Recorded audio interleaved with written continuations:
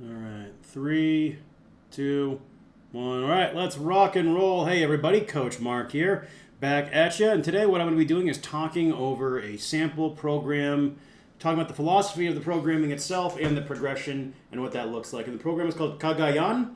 It's programming for calm strength. So it's named for the Cagayan River in the Philippines, which is the longest river in the country, as well as the highest volume of water river in the country.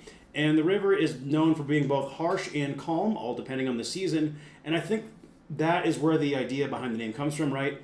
As lifters, especially a strongman athlete, we have to be able to be calm but also harsh when necessary. So it's sort of exploiting that duality is where the idea came from. So yeah, sounds good, right? So what is flow state programming? You can think of it as being in the groove, unconscious mastery, or if you're a big fan of Dragon Ball, it's ultra instinct. You know, for example, if you're doing a 5x5 workout, if you ever noticed it's sets 2, 3, and 4 that usually tend to be the cleanest, it's flow state. It's when your body moves correctly and you don't have to think about it. That unconscious mastery acting through an ultra instinct.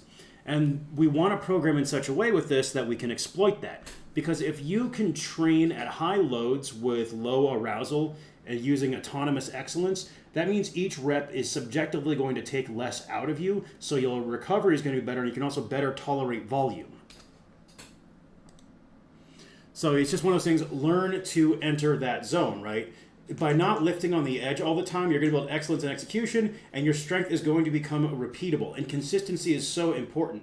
If you have a 1 minute long clean and press event, if only reps 1 and 2 are actually repeatable in quality, but then you're so hopped up, you're so adrenaline dumped that everything gets sloppy, now not only aren't going to be incapable to get as many reps, but you are also going to fatigue yourself more because you are training on the edge all the time. This is something that I think a lot of lifters would really benefit from, is learning how to maximally display strength in a low arousal state. I'm not saying you need to look like you took a bunch of horse tranquilizers before you lifted, but if you're always relying on hype, screaming stimulus, punching yourself, hitting the smelling salts, remember, the more you use any given stimulus, the more the response attenuates, right? It's like when you first started drinking coffee versus now when you're slamming 3 Ghost Energy drinks and hitting the ammonias before you get into your working sets. We want to find a reasonable balance between the two. So ultimately, we want to keep you stacking as many clean reps as possible and avoiding fight or flight mode. And the idea here is how this is going to work is it's a modified density protocol where you're just going to accumulate as many quality sets of the given reps as possible in the allotted time frame. Now, the program I'm sharing was designed around the log clean and press. You could certainly do it with an axle. You could even do it with a pull-up, or a squat.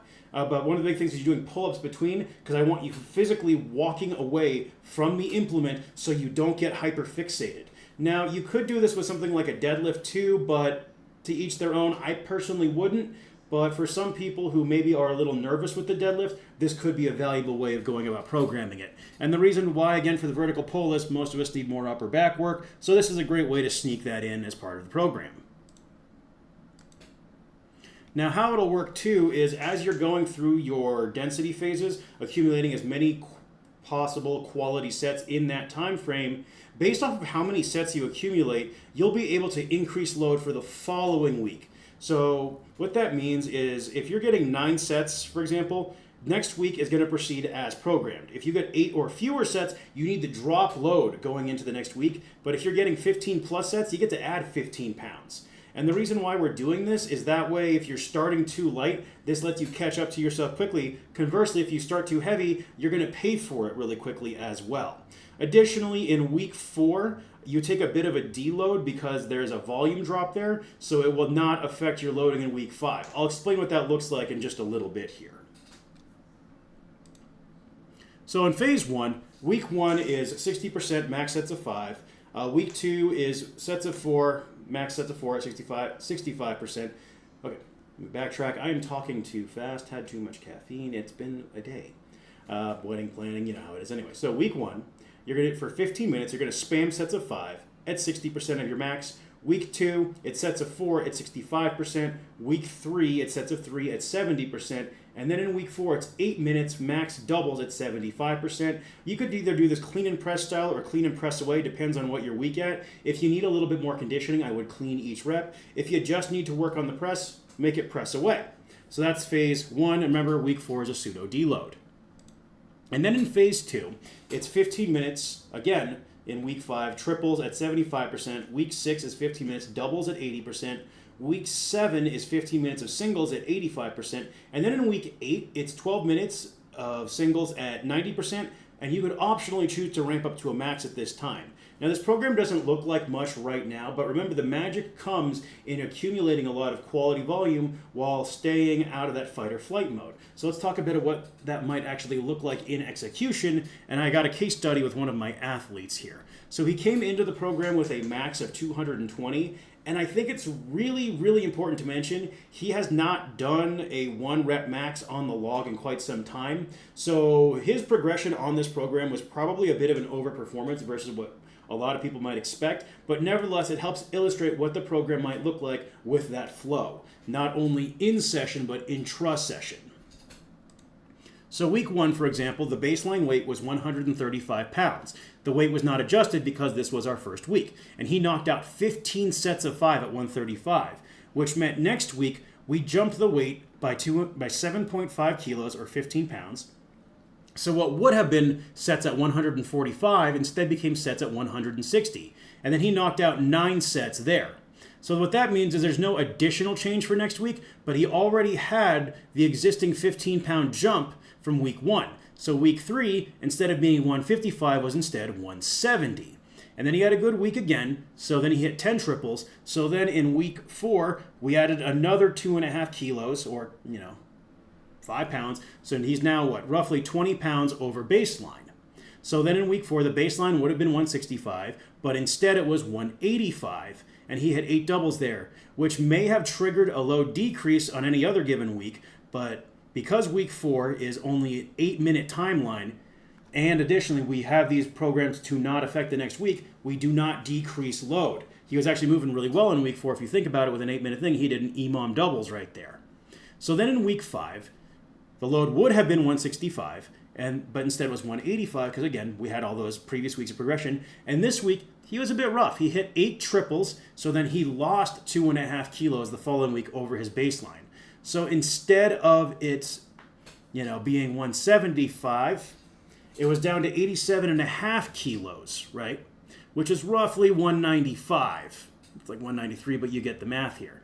And there he did 15 doubles. So then he got back another 7.5 kilos. So then instead of the baseline of being 185 in week 7, it was 220 in week 7. So this is his old 1 rep max, and he hit 10 singles with it, which means load progression for week 8. So then in week 8, instead of it being all of 200 pounds for singles, it was instead 225, 5 pounds over his old max where he hit 8 singles with it. So you can see, again, bit of an overperformance here. But the idea is by adjusting week in, week out, we can allow the lifter to accumulate a lot of quality volume. Now, obviously, this program itself is not meant to peak you for a 1 rep max. This is more of an accumulation approach. And the second half of it, weeks 5, 6, 7, 8, those would be well suited to being used as a pseudo max effort wave if you wanted to. This is something where what you might do is use the first block on your developmental day, while your max effort day could be something like a strict axle while push pressing the log. And then as you move into the second phase of this program, move it to your max effort day, and then have your developmental day instead be something such as a 45-degree incline paused press would be a good way of going about it. Ultimately, the idea with CAGAYAN is accumulating a lot of quality volume at a relatively high percentage, but with low reps per set to maximize the quality of repetitions, as well as keep you from entering that fight or flight mode. Again, this is to develop calm strength, which I think is something that a lot of lifters would really benefit from, because it's not always about intensity and fire. Sometimes you need to be quiet. You need to be tranquil. Flow-based training is about riding the current, not fighting it. So be like the CAGAYAN. Harsh when needed, but calm in nature. Anyways, I hope you found that useful. You just folks let me know if you have any comments or questions down below in the comments sections. The best topic videos are ones, best topics on questions are ones I will turn into videos down the road. Otherwise, that's all I got for you. As always, I do offer one-to-one coaching. It's what I do full time. Odds are very good. I'd love to work with you. But with that being said,